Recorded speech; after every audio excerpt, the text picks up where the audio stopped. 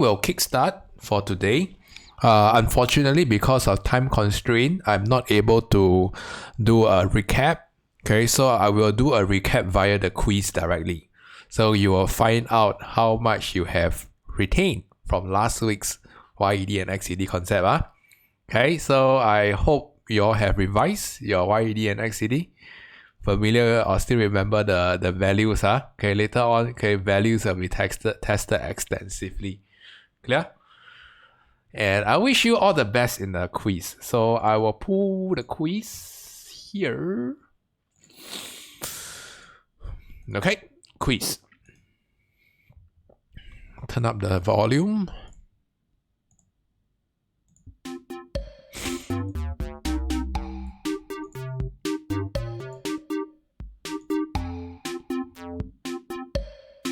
Shrink my face.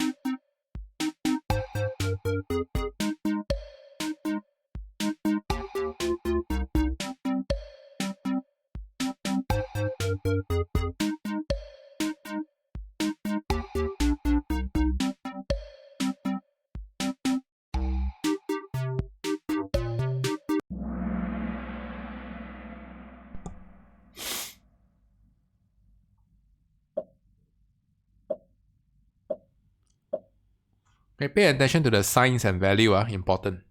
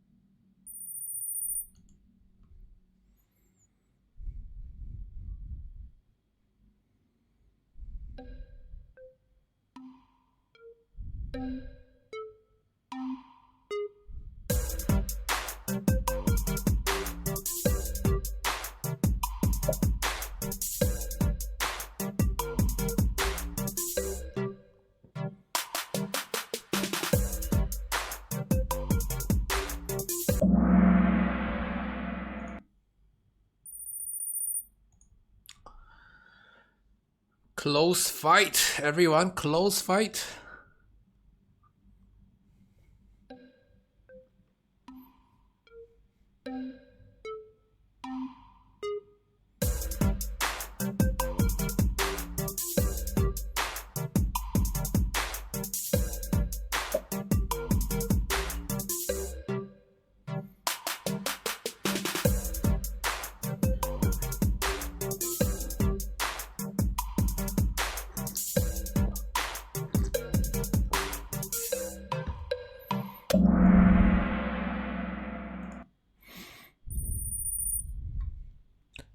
Three more questions.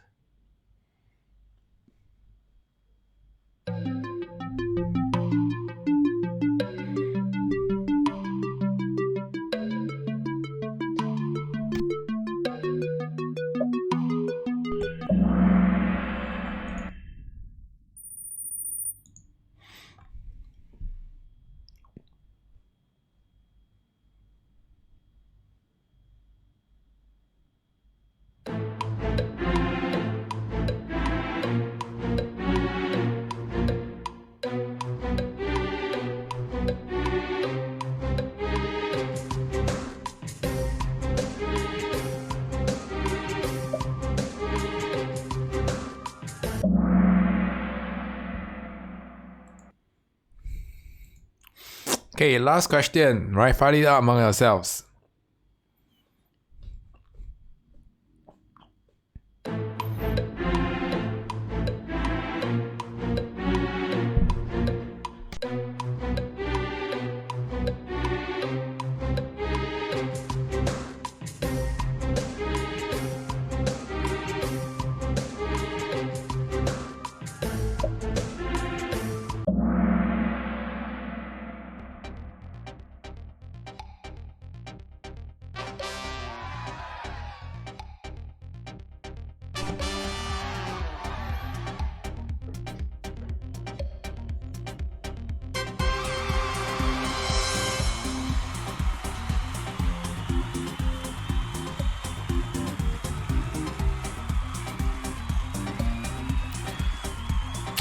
Okay, please give me the report now. Thanks.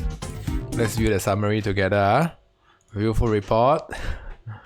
And let's look at the analytics together. Okay, so 55% correct. Okay-ish. Okay, so now let's look at the questions that we need to address. Okay, there seems to be some questions that we need to address together. I will pull up the quiz. Where is the quiz? Here. Okay, and this one, So which are the questions that we need to address? 1, 2, and 4. Question 1. XED of X and Y is 1.8. What does it tell us? Substitute, yeah? Okay, YED of Y is minus 0.6. What does it tell us? This is inferior good. So what is the effects of an increase in price of Y? When price of Y goes up, demand for X will go up. Okay, and demand and quantity demanded of X will go up. Okay, so C and D. Rise in income of consumer. Okay, inferior good, demand must go down. Okay, it goes in the opposite direction of income. Okay, so C is the correct answer. Okay, anything that I didn't address or you're not sure, please clarify. If not, you will probably see YED and XED in the exam. And when it comes out like that, it won't be nice. Okay, what is cross elasticity of demand? This is a very standard definition question. I'm not sure why students will get it wrong. Okay, responsiveness of demand or quantity demanded of good X with changes in price of good Y. Okay, the rest, okay, don't quite fit the bill. Yes? You want to see dog? You want to see dog? Doggy? Don't wanna. The dog is just below me for some strange reason. Later. Excuse me. Question D. Okay, someone mentioned question 7. Question 4. strawberry and creams are complements, which means XED is negative. If price of strawberry falls, okay, demand for cream must go up. Okay, so X, we are going to move from X to C. Okay, demand goes up. Cost of production of cream rises, supply must fall. Okay, so we are going to move from X to C to B. Okay, so understand how I derive the answer? Okay, let me repeat. Strawberry cream are complements, so XED is negative. When price of strawberry falls, demand for cream will rise. Okay, so D3 will cut S1 at C. COP of cream rises, D3 will cut S2 at B. Huh? 5 and 6 is correct. 7 to 10. Yeah, 5 and 6 no tikam, right? No tikam, Okay, so I won't cover this, Question 7. What is the combination of events that will leave demand curve to be the same? Meaning no change. A decrease in consumer income will lead to a fall in demand. Okay. Now, an increase in price of substitute will lead to increase in demand for the good. So you can see there's an opposing effect. One fall and one rise. So cumulatively, same. So you are requested to what? Okay, you are requested to think fast enough, especially XED. You have to get the direction right. Otherwise, it's very difficult. Okay? So let me repeat. Fall in consumer income, demand goes down. Increase in price of substitute, demand for the good goes up. So opposing effect, no change. What elasticity value indicates that car are normal good? It has to be positive. So C and D. That petrol is a complement to use. Okay, it has to be negative. XED has to be negative. Okay, so option C. X and Y have a positive XED. This is what substitute. Okay, upward sloping supply curve. Okay, and what will be the effects of a reduction in price of Y? Now, this is a little bit tricky. Positive XED. So when price of Y falls, okay, demand for X will fall.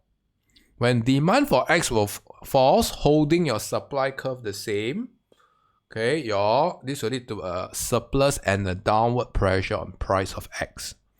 So you have to go through the market adjustment process, okay, for the market of X in order to deduce the price of X. Okay? If you need me to elaborate or draw in diagram, I can do that during the break time. Just let me know. For some strange reason, I'm having a sinus. I don't normally have sinus, but I'm not sure why today.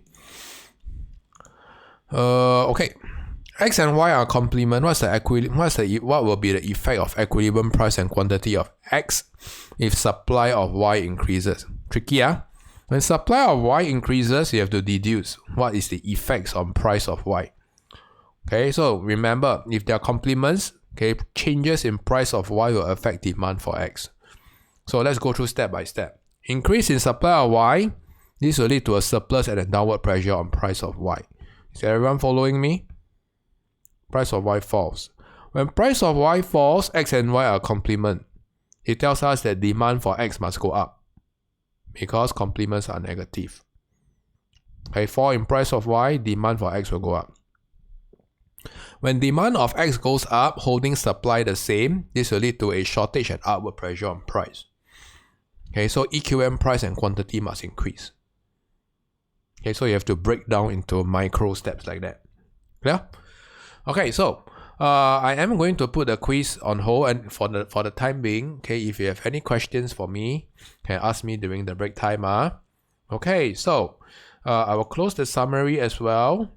So we have done a thorough recap. Okay, we won't be coming to YED and XED anytime soon. The next time you probably see this will be during your exam. Okay, so I hope this won't be a nasty surprise. And yes, okay, I'm back full screen. So I would just like to have a quick show of hands. Who hasn't learned tax and subsidy in school before? Okay. Oh, that's a very quick show of hands. All right. Okay, so today I will be a little bit gentler. Okay, I will go through what is tax and subsidy. These are the learning objectives. Pardon me, I have a lot of phlegm. I'm not sure why. Maybe eat too much fried food. Okay, let me know how, if there's a lot of phlegm, okay, what do you do? I hope it's not COVID. I hope it's not COVID because I'm traveling soon. Okay, so we'll go through a quick recap on WETPIGS. Okay, so I will give you a brief definition of tax and subsidy. Okay, I will differentiate the different types of taxes you need to know. Okay, for micro, this year we will be looking at indirect tax. Next year in macro, then we'll be looking at direct tax. That's assuming that, okay, for those who are watching this, especially if you're in your first year, you make it to macro or next year. Okay, I hope you guys make it to next year.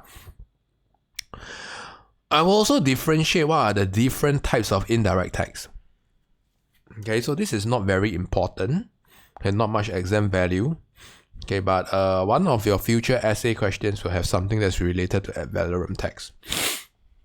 Okay, so I will go through, okay, from a diagram perspective, what is tax, revenue, and subsidy amount. So we'll be doing a lot of drawing today. So if you have your colorful drawing block, pens, okay, you may want to stand by. Can? If you want to draw. I will show you, okay, how tax revenue may differ under different PED values. And, okay, for my H2 students, I will be using consumer and producer surplus. This one is exceptionally crucial for my first year students. Okay, very, very high exam value here. Okay, so this one must know, must copy. And after that, okay, we'll be doing a time practice on consumer and producer surplus. Clear? Okay, so with this, okay, let's do a quick recap on WETPIGS. Okay, everyone, okay, can you look at your page 6? So we are done with all the variations of demand really. Demand, PED, YED, XED. Okay, so now we are going to move on to variations in your supply or extended topics in your supply. So for today, we'll be looking at this particular grid called government policy. Okay, to be more specific, tax and subsidy. So all you need to know is that a tax and a subsidy, how it works.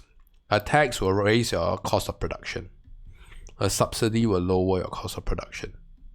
Okay, so this is what you need to know at the surface level. Okay, so I and G are kind of related. G is a subset of I. Okay, because a government policy will make your production cost either cheaper or more costly. Okay, so have you all copied this down? Okay, because these are really basics. Okay, and today we'll be starting from here. And I will show you a lot more derivation of what is going to be tested. So it's the derivation part that is always difficult. Okay, so now let's start with a definition. Okay, everyone, page 19. Okay, so today we are going to move on to another new color. So if you have your book, okay, it pays off if you can go on to the yellow pages. Page 19. Okay, so these are the two definitions that we have for tax and subsidy. Okay, so for taxes, okay, we are looking out for what? Okay, compulsory payments by individual or firms. Okay, and this represents a transfer of funds to the government by the private sector without any service rendered in return. Alright, so the government will collect taxes from individual and firms. Okay, so they are broadly broken down into direct and indirect tax. Later on, I'll go on to illustrate how do they differ. So can you don't pay tax? It's mentioned here, compulsory tax. So if you don't pay tax, okay, then you will be looking at these two concepts of what we call tax avoidance and tax evasion. Yeah, so for those who are familiar, who wants to pursue accounting in the future, then you can study that. What do we mean by tax avoidance? What do we mean by tax evasion? Yeah, so it's beyond the scope of economics to cover that. Okay, but it's a relatively interesting concept to know. Okay, tax avoidance is not illegal. Okay, tax evasion is illegal. Okay, so you have to know that a tax, especially an indirect one, okay, will inevitably drive up your production costs. Okay, whereas a subsidy is a negative tax. Okay, a subsidy is given to the producers. It lowers the cost of production. So you may be wondering, why is there higher production costs and why will government impose tax? Right? So one of the most direct or one of the most direct relation that we want to find out, why would government want to impose tax is what? Tax revenue, right? Okay, you want to collect tax revenue. Okay, later on, okay, when we move on to market failure, okay, we'll be talking about how a tax can correct negative externalities, how a subsidy can correct positive externalities. These are topics for the future. It all starts from today. Okay, your tax and subsidy. Okay, why would the government provide a subsidy to producers? Why would they deliberately lower the production cost? How do they do that? Okay, we'll find out more today. Okay, so I will move on to page 20, everyone. Okay, page 20 will give you a what? Okay, a breakdown of direct and indirect tax. You can see that there are two purposes here. The first one is to discourage consumption of demerit goods.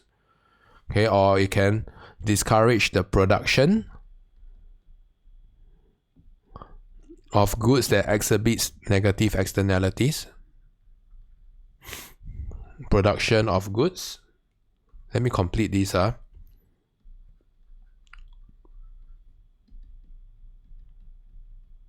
That exhibits negative externalities. So this will be addressed in the future. Okay, under market failure, under term. Okay, we'll be heading there soon. Okay, so today we'll be looking at tax revenue. Okay, how do we show tax revenue from a diagram perspective? So this one important. So there are two types of tax, direct and indirect tax. So for micro perspective, listen carefully. Micro perspective, we are particularly concerned about indirect. Okay, so indirect tax is a tax on spending. Okay, so how does an indirect tax work? Number one, we have to know that for indirect tax to work, okay, producers will bear the tax, or tax impact is on producer.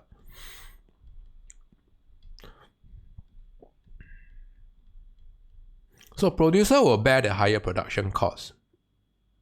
And the producer can choose to pass off the higher production cost to the consumer. That's what we call tax incidence. Okay, producer to share the tax impact with the consumer. Okay, producer and consumer to share. So for instance, okay, you can see that the most illustrative tax that we see, or indirect tax, is what is called GST, right? You look at the receipt that you go to Popular. Did you see that? They will charge you 0.8% or 8% GST. Yes? So what does it actually mean? Okay, it actually means that the producer is passing off the higher production cost to you entirely. That's why you see 8% collected GST. Sometimes the producer, they can absorb the tax themselves. Okay, but whichever it is, it's no longer important to find out who shares the burdens of the tax. Tax incidence is no longer important. And I forgot to mention, there has been an update in syllabus. So for students who are taking the new syllabus, what we call 9570. I believe the older syllabus is 9757. Okay, I believe that's the correct course code. Okay, so yes, the new syllabus, we no longer need to know incidence. Okay, so this one you can strike it off. So if you're an old student taking the old syllabus, I believe this year or next will be the last year that you'll be taking the old syllabus. Anyway, it's good to know lesser things, right? Yes? Okay, no need to know so much, Okay, so incidence simply means, who bears the bigger share of the tax, in a nutshell.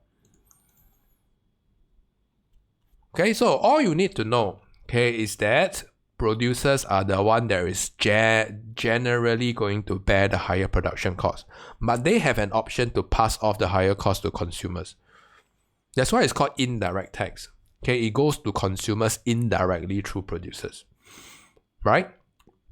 There must be a medium, okay, for consumers' expenditure to be affected.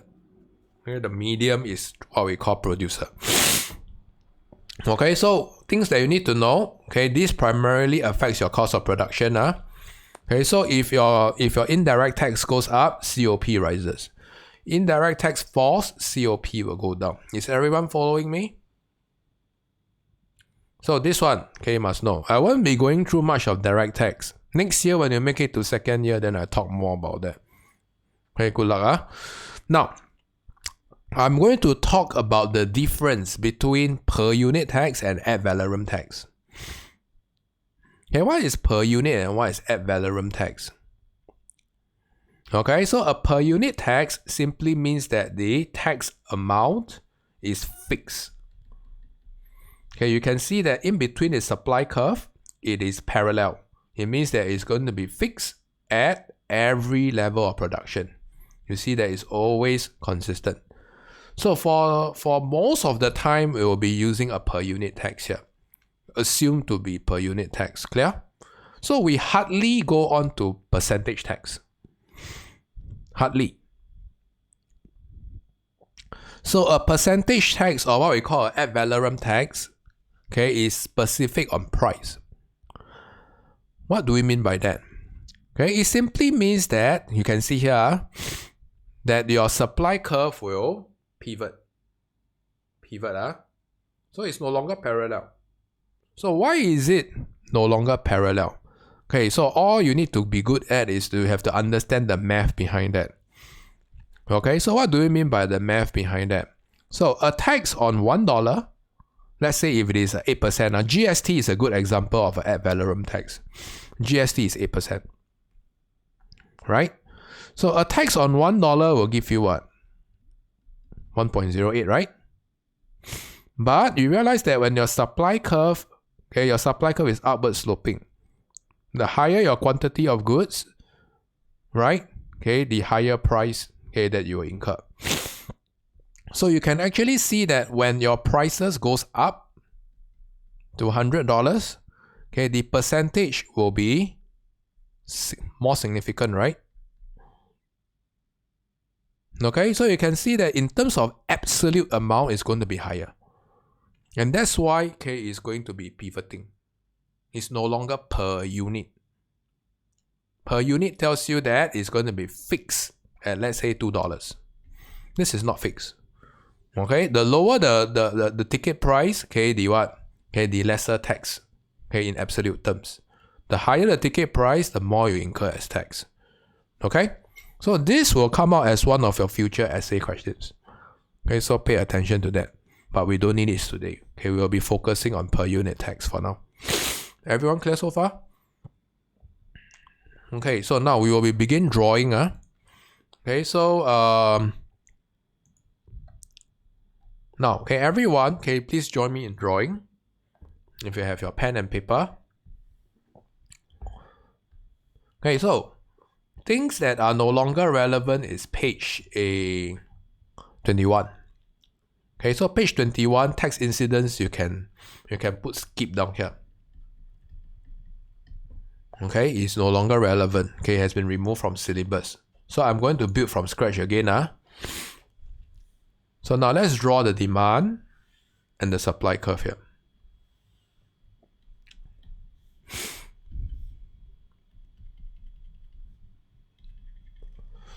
Okay, P0, Q0. Today we'll be drawing a lot, so you have to be very comfortable in drawing. Now, okay, let's draw, okay, a tax. So when there is a tax imposed, we can see that your supply curve will shift leftwards, right? Okay, your production cost will go up. So we can see that, okay, due to market adjustment process, this will lead to a shortage and upward pressure on price. Okay, is everyone following me? Okay, so how do we know the amount of tax? You can actually see here. It's consistent throughout, parallel. Okay, so I want you to focus at Q1. Okay, all the action will happen at Q1. So you can see that, okay, the vertical distance is the per unit tax. Are you following me? Per unit tax. So now I'm just going to draw a horizontal line down here. I'm just going to label this P1 prime. So how do we show the tax revenue? Okay, so all we need to know is that for to show tax revenue, later on we'll be using this in our welfare analysis. So this is the building block. Okay, so remember, in order to find out your tax revenue, okay, I will just label this as well. A and B. Point A and point B. Okay, so we want to find out the vertical distance between A and B. This is the per unit tax. Multiply by what? By OQ1 units. Okay, this is the amount of units that are subjected to the tax. Do you see that? OQ1 and AB. So essentially, okay, your tax revenue, okay, can be illustrated using which 4 points? P1, A, B, P1 prime. Is everyone following me? So this is very simple mathematics of length times breadth. How much tax revenue is collected by the government? Simple. The amount of per unit tax multiplied by the vertical distance between 0 to where you are producing and consuming, your equilibrium quantity, OQ1. So far, any questions about tax revenue? Very simple, right? Very straightforward. You can also see that, okay, this is your tax revenue. Yeah, I will shade this like that. Clear? Now let's go through the consumer expenditure part. So consumer expenditure, what can we conclude about consumer expenditure? Okay, so you can see that consumer expenditure, okay, will become what? Okay, so you can see that consumers will have to pay a higher price at P1, right? Yes? And they will experience a fall in quantity at Q1. So can you tell me which are the 4 points of your consumer expenditure? Can or not? Tell me. 4 points. Just to test whether you are sleeping or not sleeping.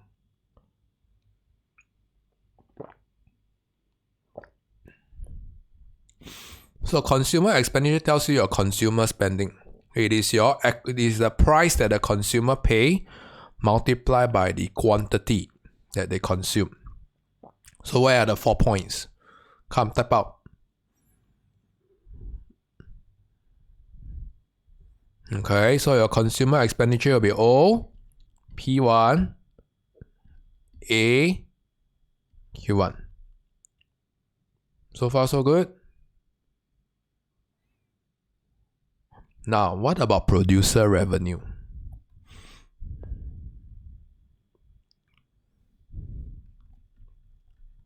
As a result of tax. Is it the same as consumer expenditure? Same or not? Same or not same? Don't shake your head or not your head. Type. Same or not same?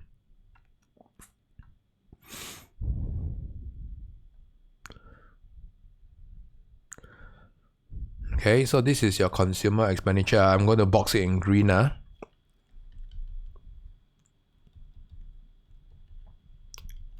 about producer revenue? Can tell me or not? What are the 4 points?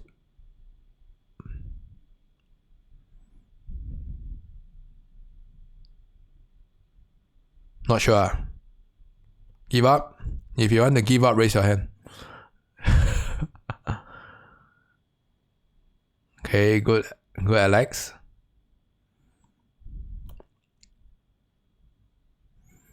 Okay, so your producer revenue, okay, is going to be a little bit different.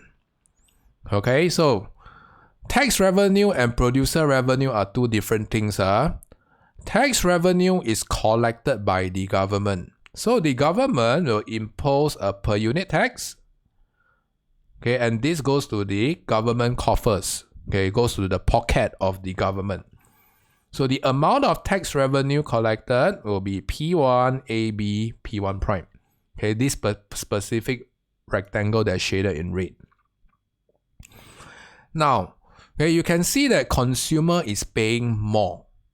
No, not paying more. Okay, later on I'll explain. Okay, but not necessarily paying more. Okay, but what about producer? So I want you to observe. Okay, so P1 is what the consumer pay for the good. That we all agree, right? But now, why have I labeled P1 prime here? Remember, okay, a per unit tax, okay, is imposed on producer. So the producer cannot be collecting at a higher price. The producer must accept a lower price. Okay, so let me repeat. A per unit tax at Q1, you can see that, okay, because of the per unit tax of AB, okay, this entire region goes to the government. If consumer is paying at P1, producer must accept a lower price at P1 prime. Okay, so we can see that your producer revenue will be equivalent to 0 P1 prime B Q1. So this is your producer revenue. So you can see that a tax has a few effects. Number one, consumer pay more. Number two, producer receives lesser. That everyone following me? Okay, and the in-between goes to the government. Okay, everything else goes to the government. So this is what we mean by the increasing your production cost. Okay, producer will have to accept a lower amount. Okay, so I just want you all to observe, okay, that altogether, okay, if we were to sum up, your consumer expenditure is equals to your tax revenue plus your producer revenue. Okay, that must sum up properly, right? Okay, your CE, okay, what is spent by consumer must be equals to what is received by the producer and what is received by the government. Producer revenue plus tax revenue. That everyone following me? We just look at the areas. Okay, we can work it backwards like that. Also can. So we can clearly see that who is the winner here? Tax. You can see that total for producer they are happy. For government they are happier, right? Because they can collect tax revenue. Yes.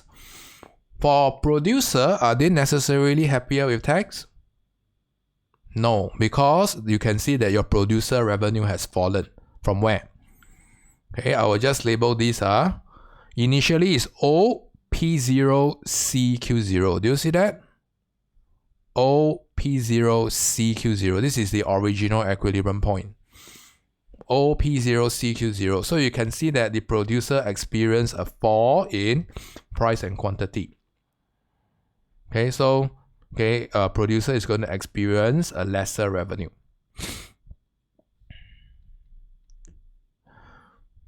Now, for consumer, we don't know. I'm so sorry I blocked this everything. Consumer, we don't know. Do you know why is it that consumer, we don't know?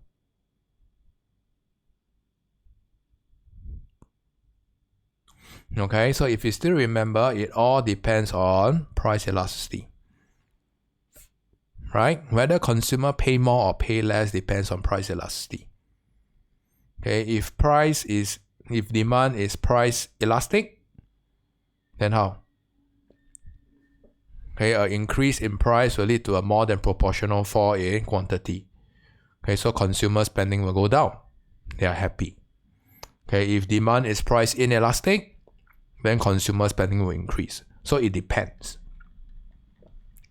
So I'm approaching this particular concept of tax revenue and I'm adding on new related concepts to show you how everything sums up nicely. Okay, so this will be one of your future practice questions as well. Clear? Next, let's use the same approach for subsidy. So, let's go through the same approach. So remember, it's all about drawing. Okay, it's all about locating equilibriums and labeling properly. So we know that a subsidy is going to lower your production cost, right?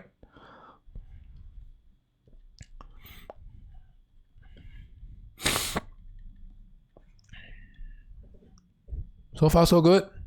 So this is the basic effects of a subsidy. So we can see that, remember, we are more concerned about what? Okay, the vertical distance between S0 and S1. Okay, this is a per unit subsidy. So we are concerned about the vertical distance, okay, between your supply curve, right? So the government will pay the producer, okay, extra resources to produce more. Isn't it good? Okay, so you can see that one of the subsidy you can actually deduce is during COVID period. You realize that the government is paying the pharmaceutical companies to produce vaccines, right? Why? Because they need the vaccines out fast. So our job here is to find out how much. How do we deduce? Okay, so I will possibly, okay, I want you all to make a mental note here. Okay, I will stitch it upwards. Okay, and I will show you, okay, and draw a hypothetical line, okay, to the left side, P1 prime. So now, let's identify the level of subsidy. Okay, what is the level of subsidy? Let's go through the same thought process. Let's label this in red. So the subsidy amount, okay, would be the per unit subsidy, right? Multiply by OQ1. OQ1 is the amount of production. Okay, this is the amount that's enjoyed by the subsidized production. You see that? OQ1. So we have a length and we have a breadth. Okay, can we find the subsidy amount? All we need to is to multiply them, right? So this is the subsidy amount. It could be $2, it could be $3 fixed at every output level. All we need to is to multiply, say, a fixed subsidy unit, unit price, together with the amount that's produced. Okay, so your subsidy will be the shaded rectangle in red. Okay, so I'm going to label this subsidy is equivalent to P1, P1 prime, B and C. Following me? Yeah, so it's a very simple length and breadth. All you need to know is it's a per unit. You find out the final quantity after your market adjustment process. You multiply these two, you will get your subsidy amount. So far, so good. Now, let us look at producer. So, can you tell me how much is the producer receiving? Based on the 4 points approach. Can find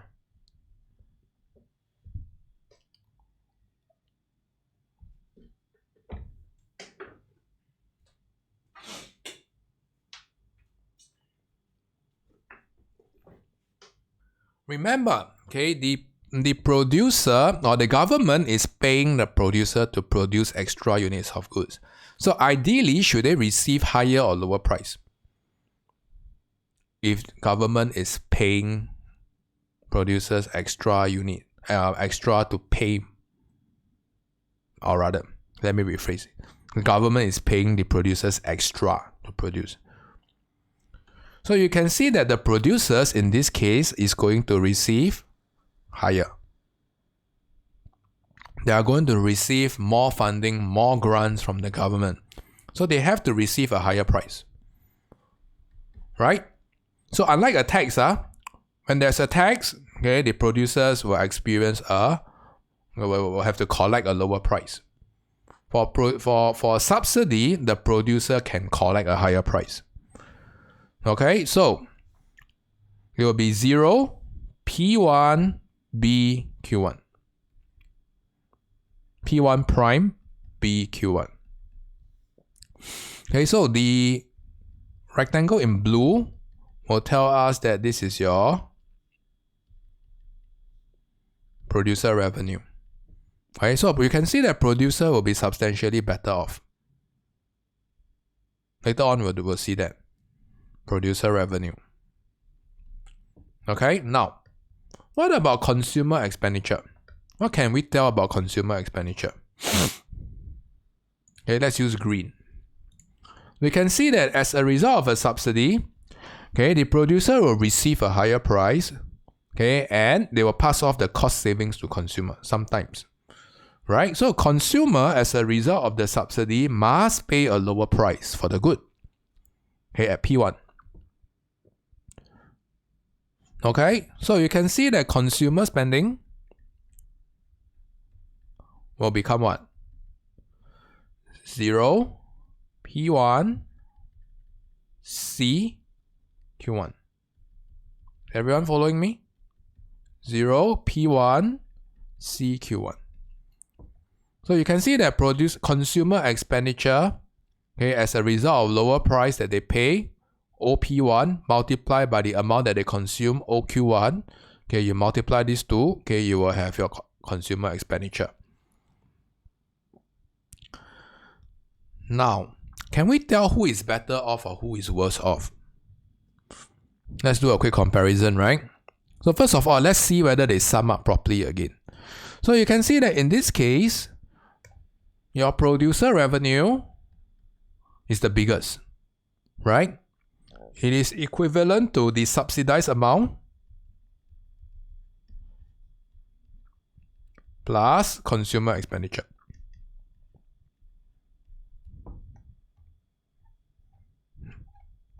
Okay, so we are talking in terms of all rectangles here. So we can see that for a subsidy, will government be better off or worse off? So remember, when you think about tax and subsidy, we have to think from government's perspective. If a tax revenue is collected by a government, it means that what? Hey, they can probably use the tax revenue to spend on other goods and services, right? Okay, government can spend it elsewhere. But now if they provide a subsidy, will government be better off or worse off? We don't know, but at least from the amount-wise, not so good.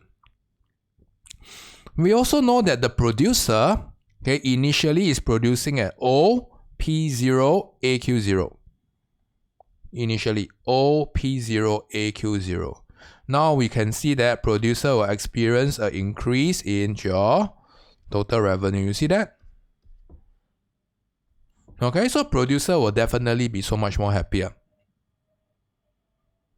Right? What about consumer spending? Will consumer be better off or worse off? Anyone wants to make a guess? In terms of spending, higher or lower?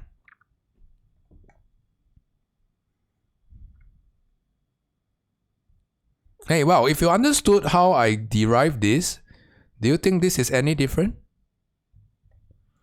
Okay, so your consumer spending will be a question mark. We wouldn't know. Why? Because it depends on price elasticity again. Okay? So a fall in price, okay, for a fall in price, if your PED is, I just put here, okay, so a subsidy lowers the equilibrium price. That you're following me? Okay, if PED is greater than 1, your consumer spending has to go up. Okay, if PED is less than 1. Okay, please clarify please check my working. Okay, a fall in price will lead to a more than proportional increase in quantity demanded. So C will go up. Okay, if PED is greater than 1. If PED is lesser than 1, a fall in price will lead to a lesser than proportional increase in quantity demanded. Okay, so CE will go down. So this is how you quickly derive who is better off or worse off in terms of expenditure. Clear? So I'm just barely scratching the surface. Okay, because later on you have to use this, okay, to talk more. So you can see that tax and subsidy can be played around like that. Okay, so what I've mentioned, most of the supply and PED factors will give you the same outcome on producer revenue and consumer expenditure.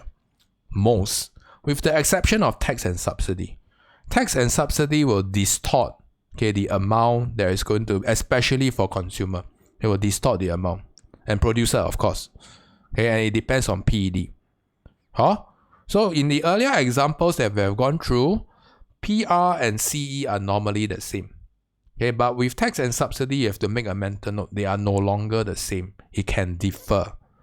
Okay, so you have to find out the subsidized amount or the tax amount. Okay, and then you have to work backwards. How much are the producer receiving? How much are the consumer paying for the good? Clear?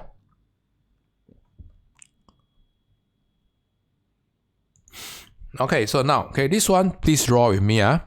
Another way that they can test you, okay, is tax revenue. Okay, so now I'm just going to go to draw two hypothetical demand curves. Okay, elasticity is really important. You see that? Do you see that keep coming up? Okay, as a recurring topic, right? So we have two different demand curves, elastic, inelastic, and let's go through, okay, this activity. Okay, so they all start from P0 and Q0. So this is the initial starting point.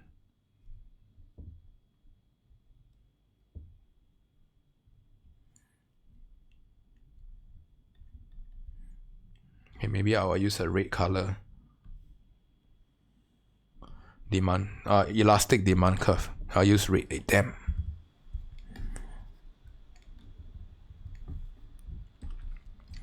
Okay, everyone having the same starting point? Okay, so now I want you all to observe what happens when we have a tax.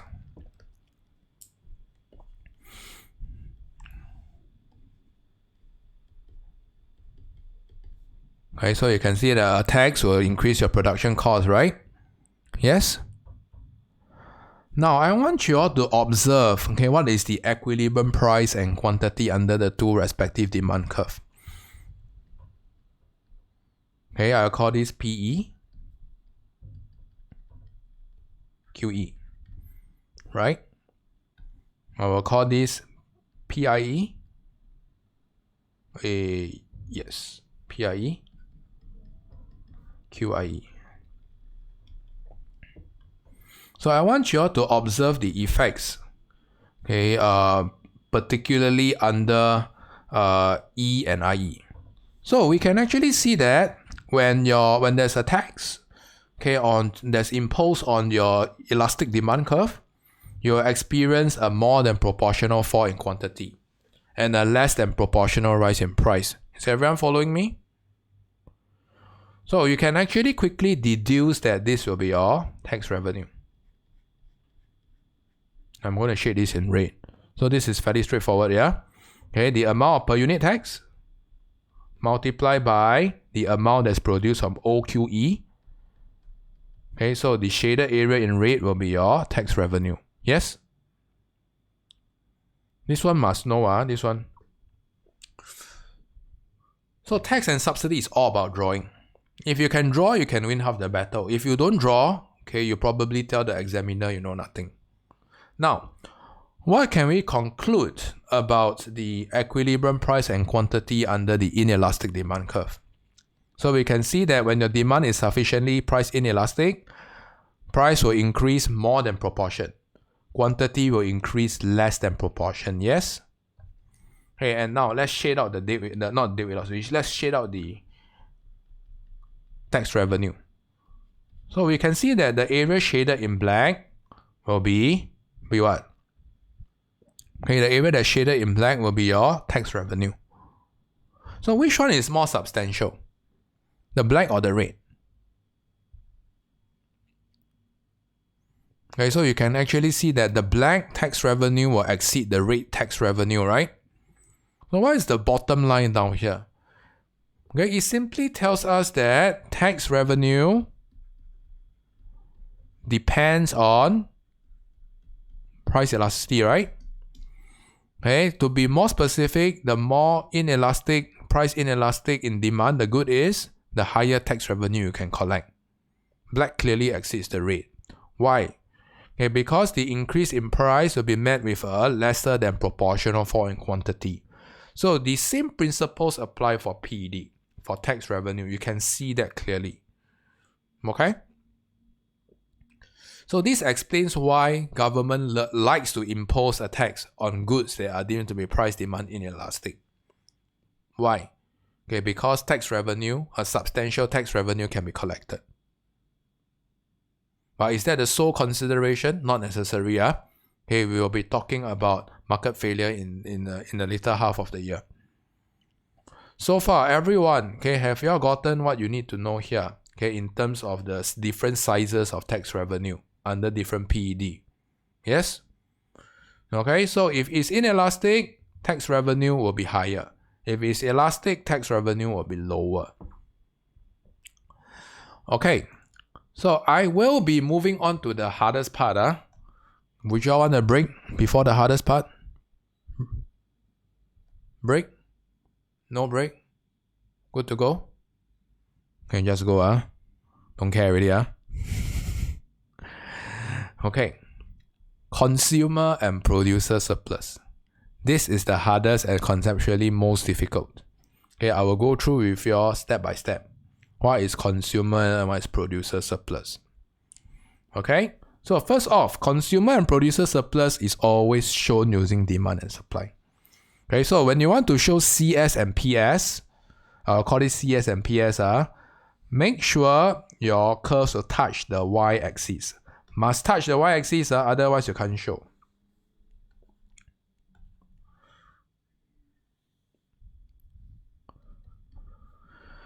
Okay, so we can see that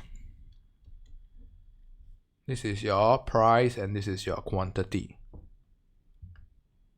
Okay, so what is CS and what is PS? Okay, I'm not sure whether the book has the definition. Let's check. Okay, are you at your book? Okay, flip to the back pages. A definition here. Let's see.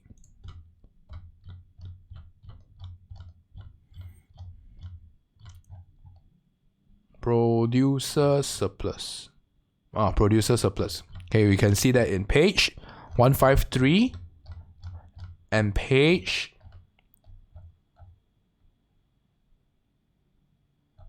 146. Okay, I want you all to add in these two.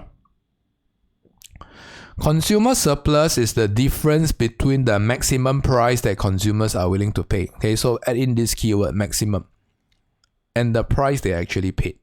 I will show you in diagram how it looks like. Okay, make sure you are familiar with this definition. Okay, page 146. Page 153. Okay, tells us producer surplus refers to the difference between the minimum price that producers are willing to accept and the actual price that they receive. Okay, minimum price they are willing to accept. Okay, followed by the amount of price that they receive.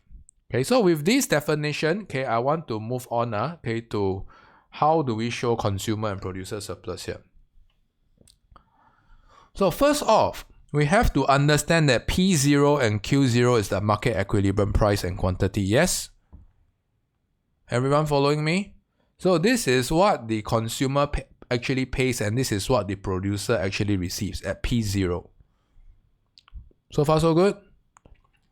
Now if you read the definition of consumer surplus, it simply tells us the difference between what the consumer, the maximum price that the consumer is willing to pay. Okay, so what is the maximum price that the consumer is willing to pay? Okay, if you look at the demand curve, the maximum price that the consumer is willing to pay is where output is 0, quantity is 0. Okay, where they touch the y-axis at this point. I'll call this P0 prime. Maybe I'll call this P1. Okay, so P1 at zero output or zero quantity is the maximum willingness of consumer to pay. And because of law of diminishing returns, okay, the consumer willingness and ability to consume a good will go down. Okay, so if you were to stick to the definition, listen carefully. This is the actual price that they receive at P0. This is the price they are willing to pay. When you sum up the difference, your consumer surplus will be the area that is shaded in blue. Is everyone following me? Actual price that they pay, okay, maximum price they are willing to pay.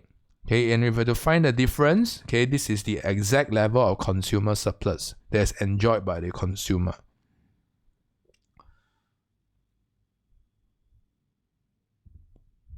Okay, so remember just now page 153 tells us producer surplus, right? Okay, producer surplus refers to the difference in the price that the producer is willing to accept and the actual price that they receive. So what is the minimum price they are willing to accept? The minimum price they are willing to accept is at here, P2. Okay, you realize at zero quantity, okay, this is the lowest price they are willing to accept along the supply curve. But are they receiving at P2? No, they're actually receiving at P0. Okay, so between P2 and P0, this is the amount of producer surplus that they receive.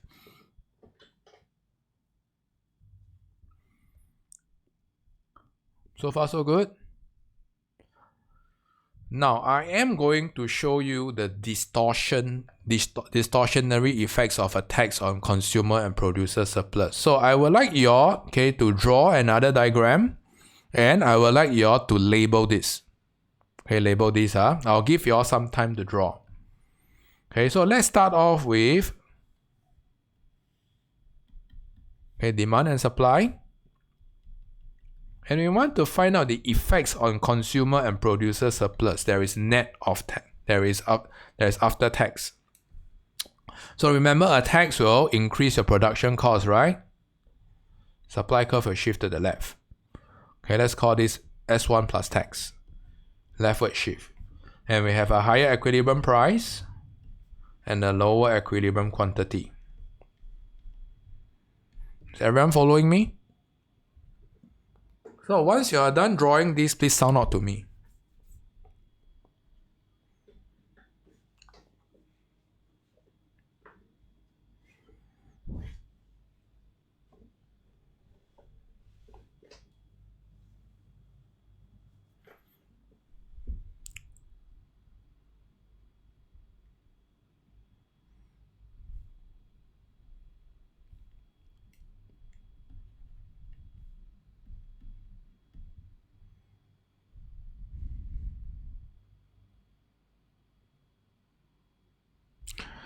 Okay, so I'm going to move on. All I need you all to do is to insert a hypothetical line here.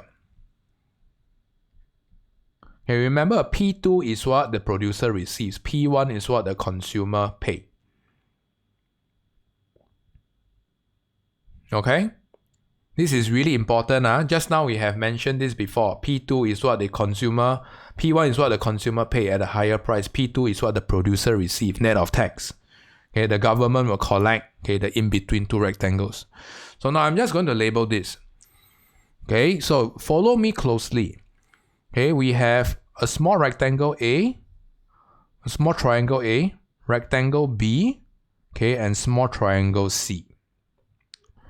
Okay, we have a small triangle D, rectangle E, and small triangle F.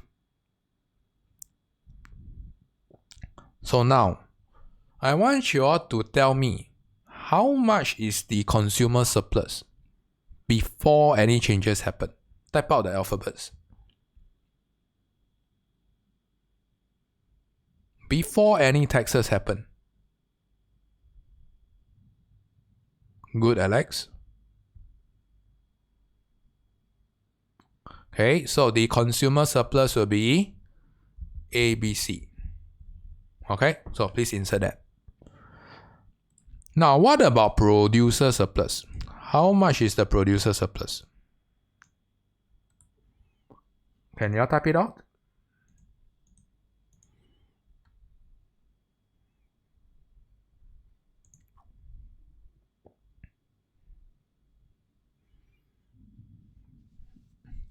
So using the same approach, how do we find the producer surplus?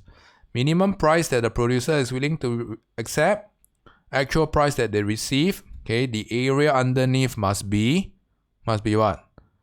DEF. Okay, it's going to work out the same down here. Okay, so DEF, everyone got it right?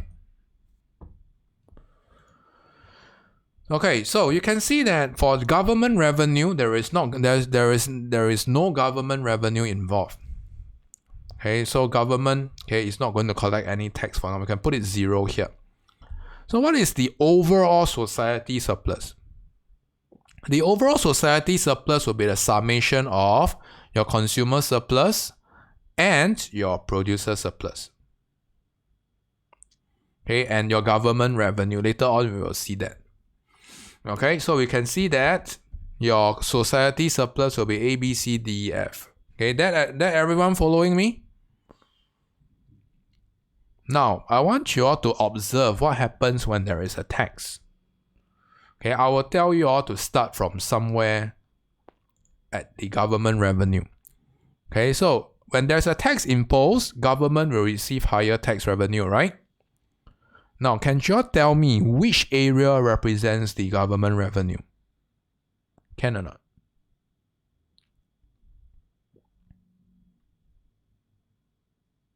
Okay, good, Alex. So remember, the government revenue, we are looking out for the per unit tax. Okay, I've gone through this earlier on. Okay, the vertical distance between AB and OQ1, multiplying them together. Okay, so you have to get this right. Okay, otherwise I cannot proceed. Okay, so for government revenue, okay, it will be B and E. Okay, B and E goes to government. That you all agree? So now I want you all to observe, okay, what happens to consumer surplus. Now make a guess. What happens to consumer surplus? Net of tax. Try. How much lah?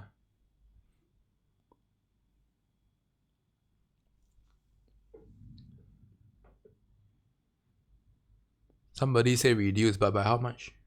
Can you show?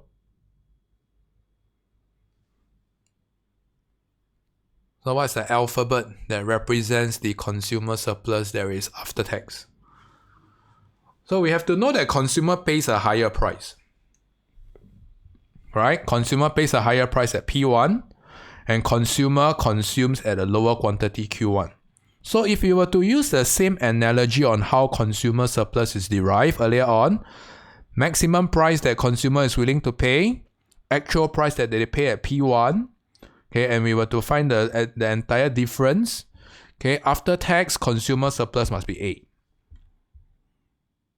And producer surplus will be similar. You realize that P2 is what the producer receives, net of tax.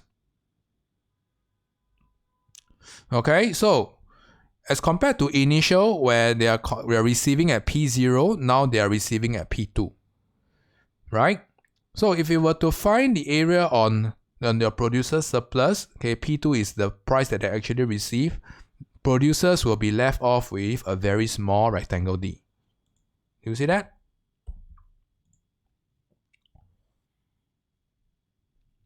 So what is the overall society surplus down here? The overall society surplus would be A, D, B, E, right? Okay, only four areas are accounted for. Okay, and it's a surplus to the government. Government collects something.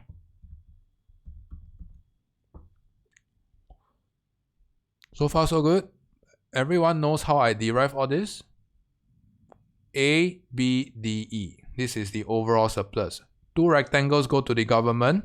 Top triangle goes to the consumer. Bottom triangle goes to the producer. Yes? This will be tested in your paper later. Okay, this will be tested specifically. You must use this framework. Now, okay, what is the change down here? We can see that for the before and after. Okay, before your consumer surplus is ABC. Now, okay, your consumer surplus is A. So what is the change here? We can see that the change will be minus B and C. Yes? Negative B and C, because we are lacking B and C here. Your producer surplus, okay, will also be lessened. Okay, initially D, E, F. Now left with D. So it's a negative E and F. Okay, your government revenue is a positive. You can see that initially nothing goes to the government. Now government collects extra government revenue. So we can see that, okay, government revenue is B and E. This is a plus sign. I want you all to focus on the plus and minus. Okay, maybe I will add in the plus sign down here, so to make it more clear. I'm so sorry, maybe you want to add this in. Okay, so that later on when you sum up, okay, it's going to be easier. Okay, so far so good. So now, what is the overall society surplus? There is net of change. So I want you all to follow me closely. We can see that the B's will cancel out one another. Do you see that? A negative B will cancel out with a positive B. We can see that the E's will cancel out with one another. Do you see that? Negative E will cancel out with positive E. So there are two alphabets that are not accounted for, which is what? C and F. Okay, the two triangles in between. So what does it tell us? So listen, the moral of the story is a tax, okay, is going to result in deadweight loss, okay, or loss to society. So this is a loss to society. Initially, the society surplus is so much more extensive, right? Okay, but as a result of tax, you can see that C and F goes to no one. So you can either derive them horizontally, or you can derive them vertically downwards. Is everyone following me? They should give you the same outcome. So later on in your essay, okay, you are supposed to tell me, okay, which economic agents will be better off, which economic agents will be worse off. Okay, there are 4 economic agents here: consumer, producer, government, and society. Okay?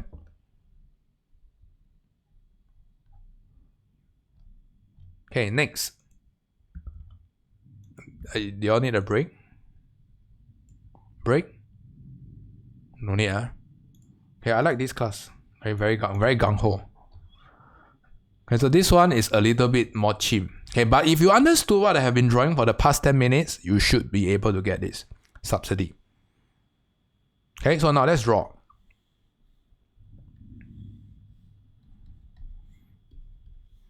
So for my first year students, I suspect this question will come out, especially the text illustration. So you better know this inside out. Okay, maybe I draw it too high. Okay, I'll start off by somewhere here. Let's start off from somewhere here. Okay, so this is the equilibrium price. P0, Q0, P1, Q1.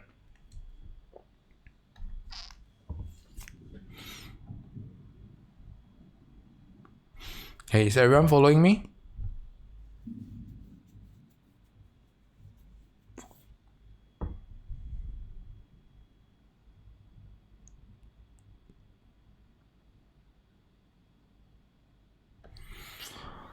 Okay, so this one is a little bit harder. Okay, so I want you all to follow me specifically. A little bit harder. Okay, so first off, okay, we need to find the subsidy amount. Okay, so how do we find the subsidy amount? Okay, the vertical distance between your supply curve at Q1. Okay, and we draw a hypothetical line onto the left. Okay, let's call this P1 prime. right? So you can see that P1 prime is what the producer receives. I'm so sorry. Yeah. Maybe I will draw the supply curve to be slightly lower. Yeah, I need it to be slightly lower. You can just ignore I'm just doing some slight adjustment to the diagram.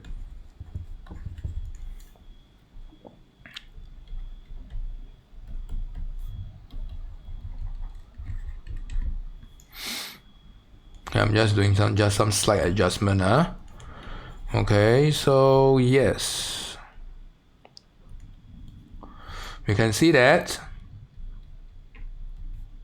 P1 prime. Okay, so you can see that P1 prime is what the producer receives. Okay, and P1 is what the consumer pay. Yes? So now let's go through this together. Let's label this. We have A, triangle A. Okay, we have trapezium B. You see, this time around we have trapezium. Okay, trapezium. Okay, we have trapezium C. Okay, we have small rectangle D. Okay, we have small rectangle E. So small triangle. Sorry, right triangle. Small triangle F, G, and H. Okay, so label these accordingly. This one a little bit more cheap. That's why I need you to follow me. Okay, so it's important to illustrate the subsidy amount first. Then after that, we break it up, okay, into respective alphabets. Now let's do the before. Okay, so what is the consumer surplus before anything happens? Can you all tell me? What is the what are the areas that there is the initial consumer surplus? Can find out.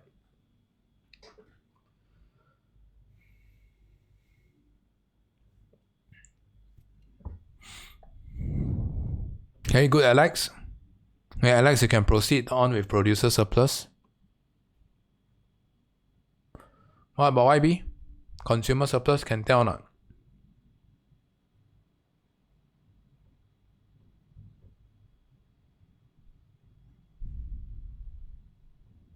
Okay, so initial consumer surplus, good everyone. Okay, you all got it right. Okay, it has to be what? Okay, what's the font this one? Let me see. Font 20. Okay, so initially AB. Producer initially CD. Government revenue kosong, nothing. Okay, society surplus A plus B plus C plus D. So far so good. This is consistent with what we have covered earlier on. Okay, it's just that this time round, okay, we didn't break it up into C and F down here. Clear? Now, subsidy. Subsidy important, So we have to find out how much subsidy is given. How much subsidy is given? Okay, the amount of subsidy will be the per unit subsidy. Per unit subsidy multiplied by the total amount of production or consumption, OQ1. Okay, so per unit subsidy multiplied by the amount of production that we have or consumption will be what? Okay, it will be a lot of alphabets. Okay, I will put this here first. Okay, so this is a negative sign. A negative sign tells you this is given. Okay, unlike the earlier part, you can see that government revenue is what is collected. Okay, by the government. That's why it's a plus. If it is a given, it's provided by the government, it is a minus sign. Okay, so you have to know the signs. So you can see that your government revenue, okay, will be a negative B plus C plus E plus F plus G plus H. That is following me? All these are provided by the government. So this particular rectangle, okay, if you were to sum it up, 2 trapeziums and 4 triangles, okay, will be a negative government revenue. It's an amount that's paid by the government. Following me? Yes? Okay, you must follow me really closely, okay, to track the effects. Now, okay, let's look out for the consumer surplus. Can anybody tell me what happens to consumer surplus? Increase or decrease? First of all, let's address increase or decrease.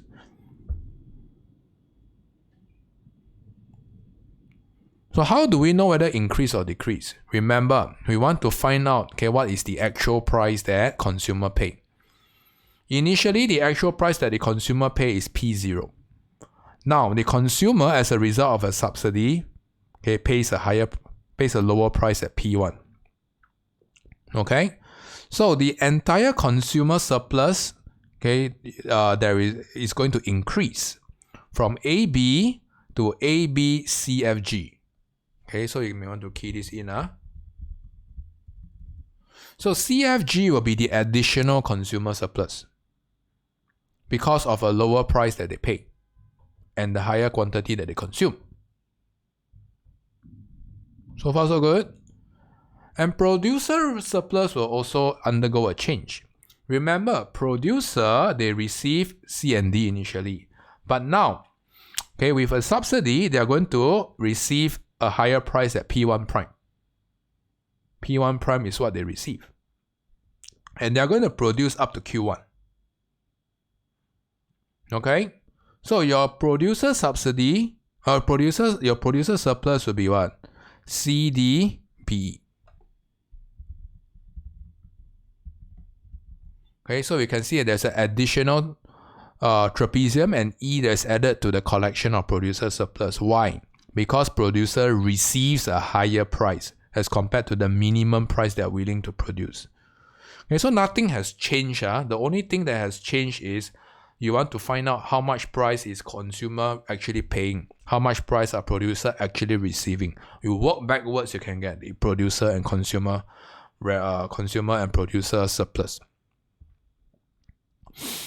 Now, okay, let's track the difference. Okay, if we were to sum it downwards, okay, sum it downwards, okay, you can see that, okay, can you all tell me what's the society surplus? Okay, accounting for the minus sign here. Can you all do that or not?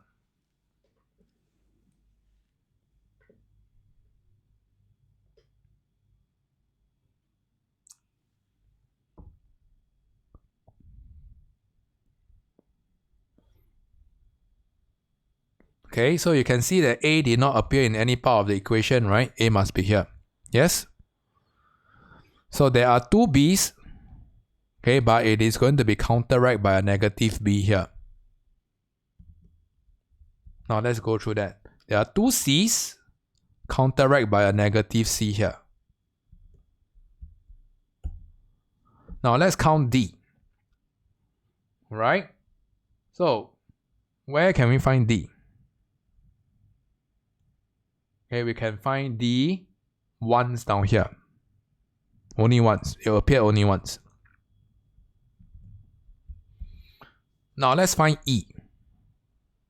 You can see that this is a positive E. Cancelling out with a negative E. E is not going to appear here anywhere, right? Positive and negative cancel out one another. What about F? Positive F and negative F will be cancelling out one another. Won't be appearing. What about G? Positive G and negative G, okay, will be cancelling out one another. Yes? So the only thing that you can see here that's a little bit peculiar is there's a negative H here. Do you see that? Because of the minus sign down here, that there's a negative H here. So we can see that the society surplus, okay, is going to be what? As a result of the change, will be minus H. You see that? ABCD and ABCD, okay, is the same. We can cancel out one another. Okay, so it's going to be minus H. Now, if you were to work downwards, it should give us the same. It should give us the same answer. Okay, so now let's work downwards. Okay, what is the change down here? Okay, so we can see that there's a positive C plus F plus G, right? Okay, consumer surplus expended. We can also see that your producer expended by two more grids B and E. Okay, we can also see that your government revenue, okay, is a negative. Okay, a negative bunch on all this. Okay, let's see. Okay, I'm so sorry. I don't know why it got distorted. Okay, maybe I'll put it. So it's essentially the same, huh? Right? So let's verify whether this is minus H. Let's verify that. Can we check? Can, right? So C is going to cancel out with C. No C. B is going to cancel out with B. No B's. Right? E is going to cancel out with E's. No E's. F is going to cancel out with F's. No F's. G is going to cancel out with G. No G. So what's left here? Okay, the only thing that is missing is minus H. So if you all work downwards, you should get the same approach. You should get the same outcome. Yes? So what does it tell us? It tells us that a subsidy, like a tax, is inefficient because it will result in inefficient allocation of resource. Remember, C and F and H down here tells us a story. It is a surplus that goes nowhere. It's a negative sign some more. Okay, it's a negative surplus. Okay, a negative surplus is going to be a deadweight loss. Some call this inefficient allocation of resource. Okay? So if I'm an examiner, I will test you this. If I'm an insidious examiner, I will test you this. So you have to know what's your flavor of your school lah. Yeah? Okay, most of the schools are not as sick as Mr. Teo, so they will test this. Okay, but if your school tends to be a little bit more funny, they will test this. Can? So exam purpose, make sure you can relate to WETPIGS. Okay, tax-based policies, okay, related to negative externalities. Okay, and relate to subsidies based policies in positive externalities. I forgot. Okay, both item 2 and 3, they are related to market failure. Okay, and welfare analysis, consumer and producer surplus. These are all the rectangles that we have built so far. Okay? Rectangles, triangles, and trapezium. I hope you all had fun doing that. Okay, I'm just doing my job, okay, to prepare you all for exam. Okay, and this is has a very high exam likelihood. Clear? So with this, okay, let's go for a real short break. When we are back, we'll see how it goes. Okay? Come on. Okay, see you all in a short while. Don't sigh. Can revert back to the previous screen. This one, Is it this one? Exam. Okay, can. Anyway, will be recorded. If you miss out, then just catch the record.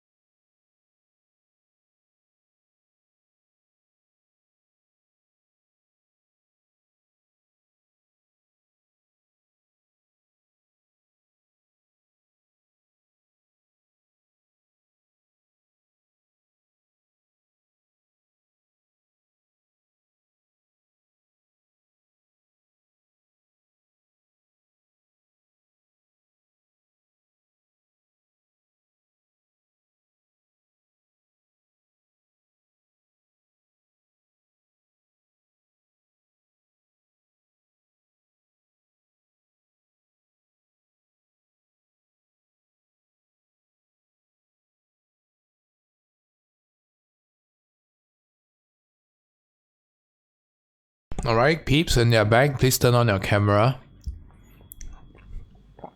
I hope you all are rested adequately. I hope.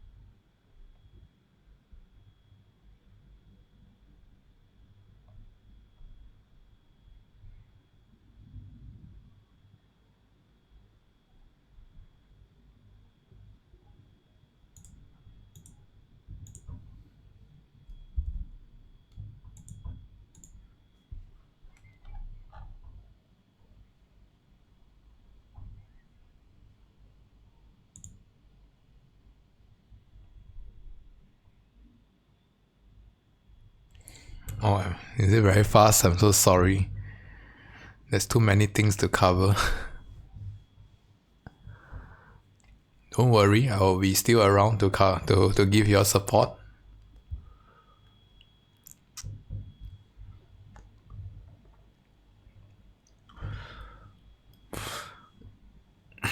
In any case, if you all don't understand what I have covered, okay, you can always check the LMS. Oh, am I muted? I'm not muted. What? My mic is working. Yeah, my mic is working. I check. My mic is working. Right? Alex, is my mic working? Yeah, then something is wrong with YB. Oh, as I was saying, yeah, I understand that today can be very fast. Yeah, because there's a couple of new terms that we have learned. And especially if we haven't learned in school, that will be quite confusing. So I will put up the record on the LMS, especially the part on CS and PS, on the derivation part. If you are unclear, don't... Oh, okay, go. Cannot hear anything.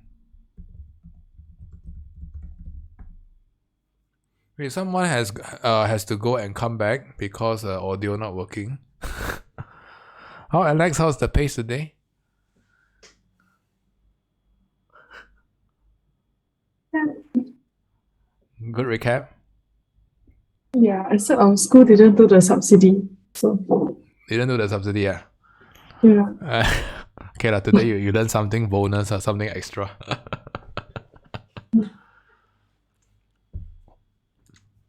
YB, can you hear me? If not, you have to plug out your audio, or you have to check your audio setting. Can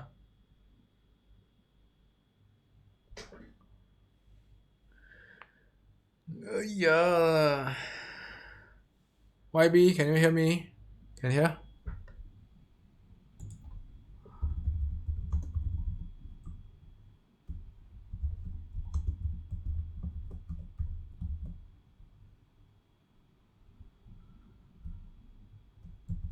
Yeah, I got to start. Okay, well.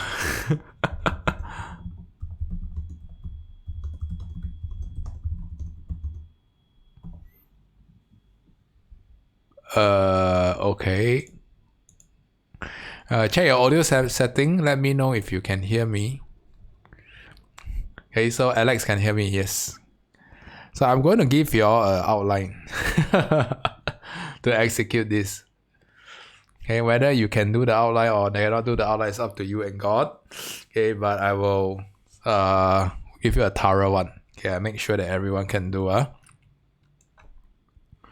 Okay, so this is how I would suggest you all to approach this question. Okay, so you will have an intro paragraph, right? What would you like to introduce?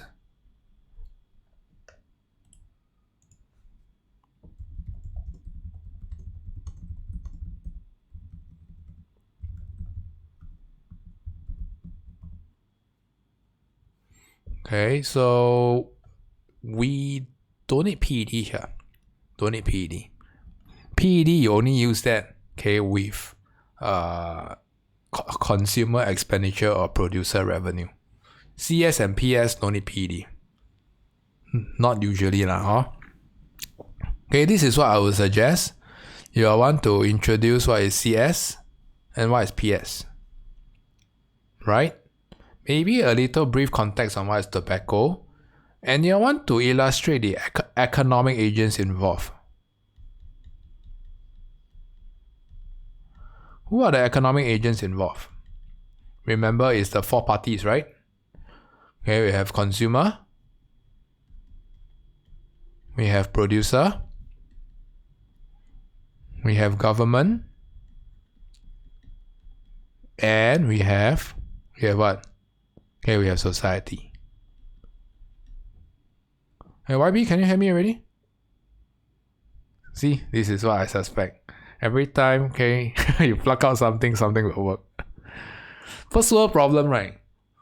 Sometimes most of the time it's the wireless stuff not working. So this is the first time I see wired things not working. And that you all can agree with me? Yeah, so YB, if you miss out, this is the outline and you all copy down. Okay, so remember just now I've gone through quite extensively on the change of consumer and producer surplus. You see that? Change of hands. So remember, how you organize this into an essay is crucial. You don't merely just dump this table or dump this diagram and tell me, oh, this is what happens. You have to explain this. Okay, so merely dumping this table and diagram doesn't work. So what you probably want to is to organize into these 4 points. Okay, I'm just going to help you tidy up. Some of you are known to have a weakness in tidying up or writing, okay, or organizing your answer. This is where it starts to shine. Okay, your first point, you want to illustrate the effects of tax revenue on the government. Effects on tax revenue. So you possibly want to illustrate the what is raising duties? What does raising duties means? It means that cost of production goes up, right? This is an indirect tax, right? Okay, and you want to illustrate, okay, the effects on government before and after. So let me emphasize on this again. Before and after is crucial. You need to show me, okay, for this particular economic agent called government, how are they before and how are they after, right? So if you tell me that they are going to collect tax revenue as a result after, you have to show me how much. You have to derive that. Okay, so a lot of things to write one. You don't dump the diagram. Okay, diagram dumping is one of the worst illustration. Next, you want to illustrate the effects on consumer surplus. So as a result of the duties, you have to illustrate the exchange of CS. Okay, so you can see that your CS actually got lower, right? Okay, the change is minus B and C. You got to explain why. Okay, the before and after. Okay, let me emphasize again. Before and after is crucial. Third point, effects on PS, on producers. You have to illustrate the exchange of PS before and after as well.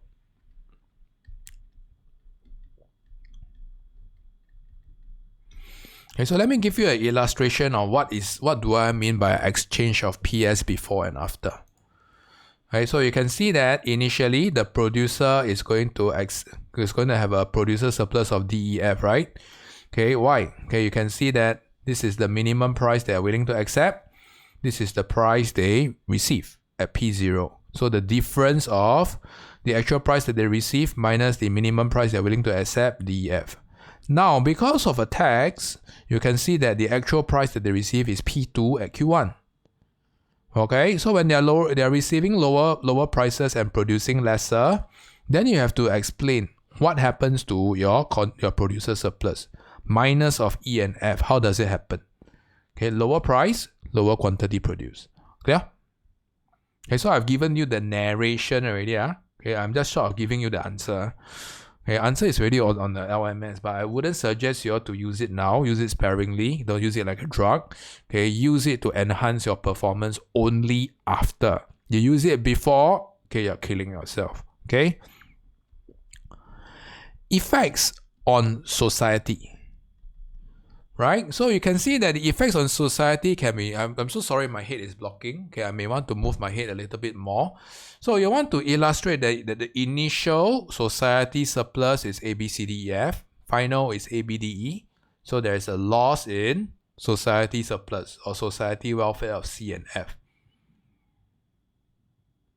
And you got to illustrate what it means. This is what? A deadweight loss, an inefficient allocation of resource. Okay, before and after again. Okay, the reason why I'm building this outline painstakingly with all of you is because I know, especially for first year students, you don't write a lot of essays. And you don't write a lot of hard essays. Right? Okay, this is a hard essay. Okay, after that you build a synthesis. Okay, so my stronger students, okay, you may want to try a synthesis. Okay, what is the overall effect, okay, on the duties on tobacco products? Should or should not? Why? Okay, so for students who are still new, I suggest you all to build the intro and the 4 bullet points here. Can? So, do you all want to start now? Or you all want to start after dinner? I suggest do the hard work together with Mr. Teo lah. Or then later on you just need to do correction on your own. Can? Can?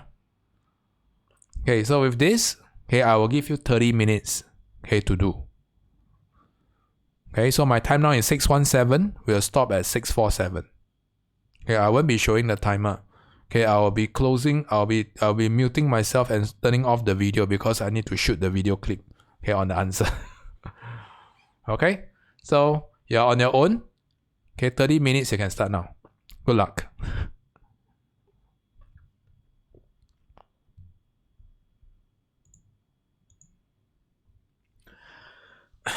Okay, so everyone, okay, welcome back. Before I go on to this essay, I just like to make a mental check or physical check. I can't do a physical check, but make sure you check yourself, okay, whether you have, okay, consumed the outline earlier on. Okay, I wouldn't suggest you to approach this question if you haven't even read through the outline. Yeah? Okay, otherwise, okay, once you are done with the outline, okay, once you are done allocating 30 minutes, okay, we will kickstart with this essay. Okay, and what is required. Okay, so prepare your green correction pen. Okay, we'll go through the answers together.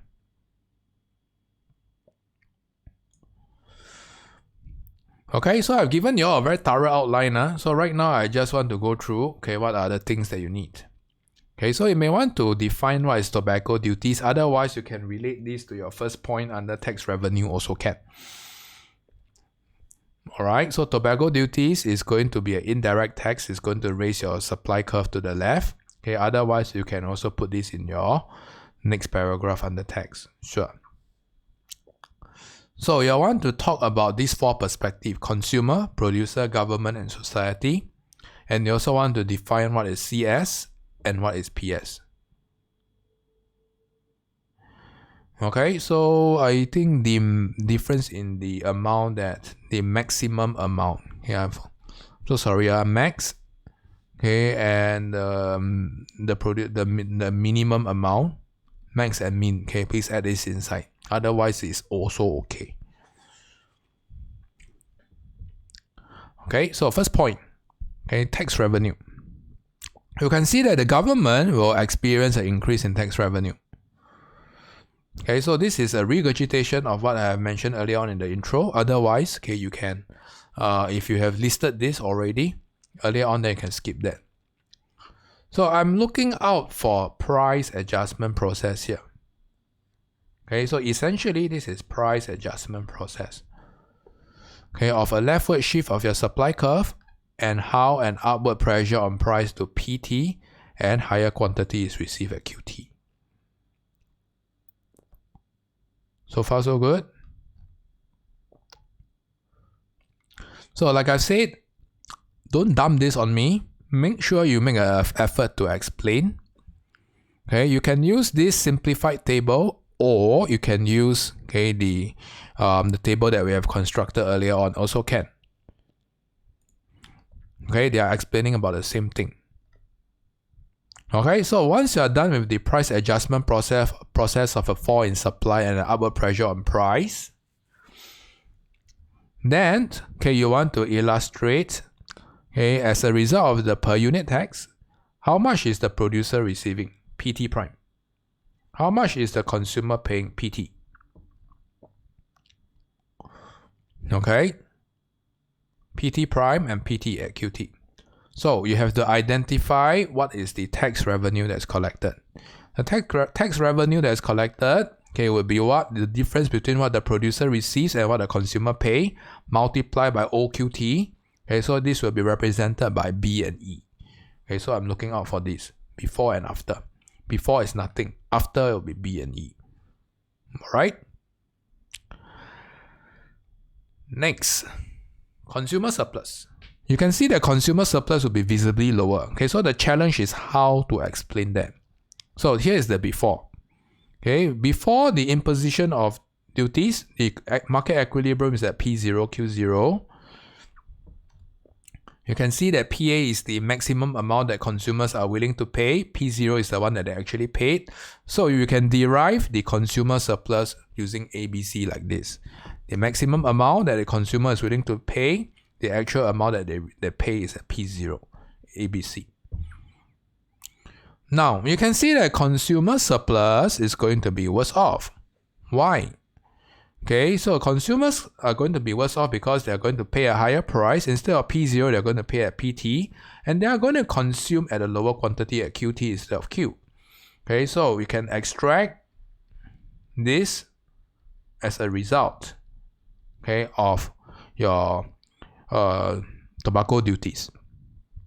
Okay, so this is the remaining consumer surplus left as a result of higher price that consumer pay and the lower quantity that they consume.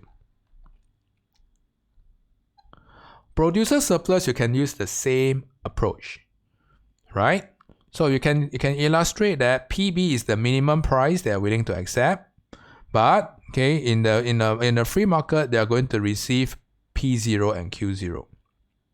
Okay, so the initial producer surplus is DF. It's nothing new. We have gone through this together earlier on. Okay, so it's how we derive the consumer and producer surplus. Next, as a result of the imposition of the tobacco duties, you can see that producers receive a lower price. Okay, consumer pay a higher price, producer receive a lower price. In between goes to whom? Okay, in between goes to the government. Okay, so your producer, as a result of receiving lower price and producing lesser, they are going to be left with triangle D. Okay, tobacco producers will be worse off. Okay, with a producer surplus of D. So you have to explain, all in words. All in words. No diagram dumping. You dump diagram, I will dump your marks. Last, society will be worse off. Okay, so you can see that as a result of the imposition of the net duties, your net welfare will fall from A, B, C, D, E, F. Okay, so this is how I got this. Net welfare is A, B, C, consumer surplus, D, E, F, consumer and producer surplus. Okay, so this is how I got this here.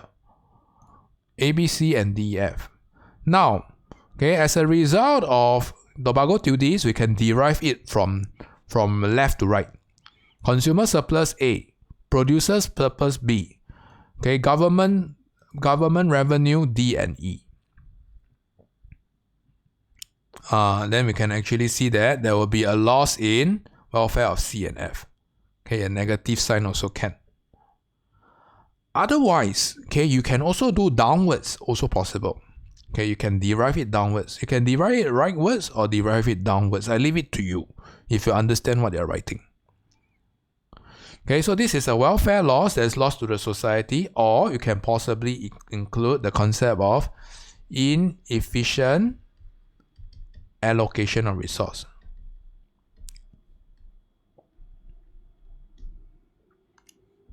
Okay.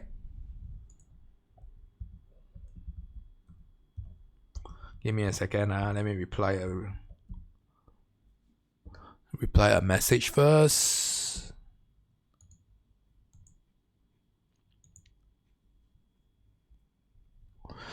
Okay, so good to go. Okay, last part, evaluation. Okay, for my stronger students, you should strive to do a construct an EV. So you have to weigh out whether a welfare loss is necessary or will it necessitate. So for students who have learned market failure, okay, or advanced topic, you will understand that tobacco itself is a demerit good. And why do we impose a tax on tobacco? Okay, despite having a welfare loss here. Okay, so in the future, we will learn that tobacco is a demerit good, is over often consumed, and this will result in negative externalities, and therefore a tax is going to improve the resource allocation. Okay, so the assumption that we are critiquing here is whether the welfare loss will arise or not depends on the type of goods.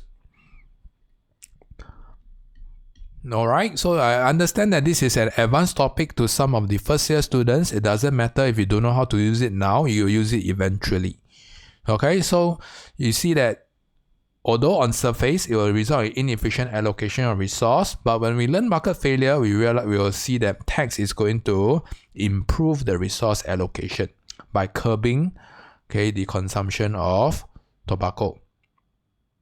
That's the first thing. Okay, the second one that you can consider is tax revenue. Okay, although we are going to experience a loss in welfare, substantial tax revenue can be collected. And tax revenue can be used to improve it can be used to improve our budget position. It can be used to solve other problems that Singapore is facing. Considering what? Considering have aging population, you have higher medical expenditure. Who is going to foot for all this? Taxpayers, right? So if you want to impose a tax, imposing it on a good that is demand inelastic, price demand inelastic is going to be better. So this is what it means here. I've drawn it earlier on. So this is better. Okay, so you can consider that this is you can justify that a tobacco duty is a necessary evil. By these two illustrations. Number one, negative externalities of consumption. This is a future topic that we'll cover eventually. Number two, substantial tax revenue can be collected to offset the fall in your welfare. Okay, so with this, I have come to the end of today's session. I understand that today may be quite fast. If I'm too fast, you may want to recap, look through the records again and let me know how else I can help. Otherwise, you probably want to rewatch this again. Sometimes you don't get it the first time. You can only get it the second or third time. It's the willingness to try. Clear? So with this, I will come to the end of the session. For students who are watching this clip, make sure you do your corrections before turning in your assignment.